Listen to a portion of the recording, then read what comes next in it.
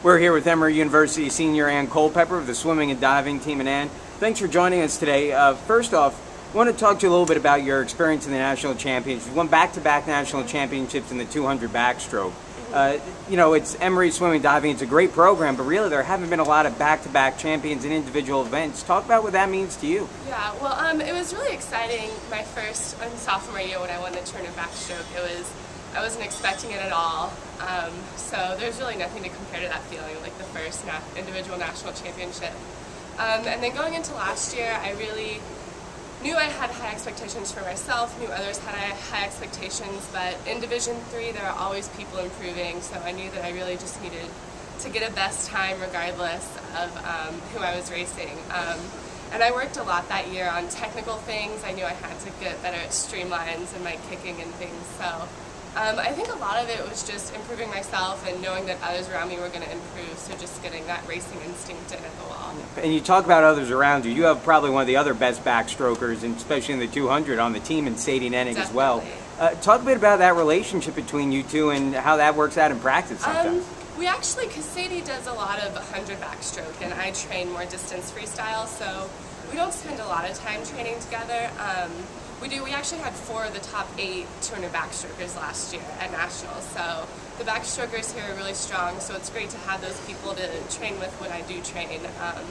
But then when you get in the pool at the end of the season, it's just like anybody else. Obviously all of us want to win, but we see how hard each other work day in and day out. So.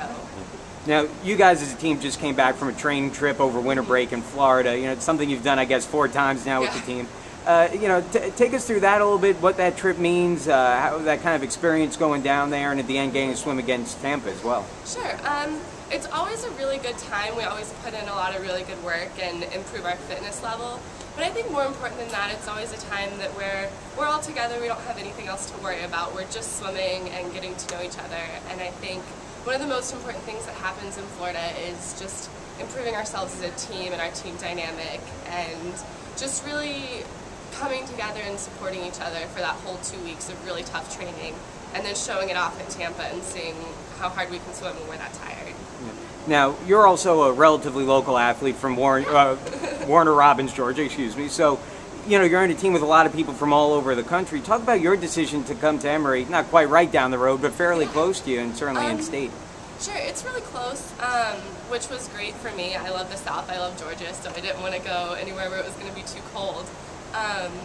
And I think it's really great to swim with people from all around the country. I think swimming at a state school, I definitely wouldn't get that, just all the different mix of people.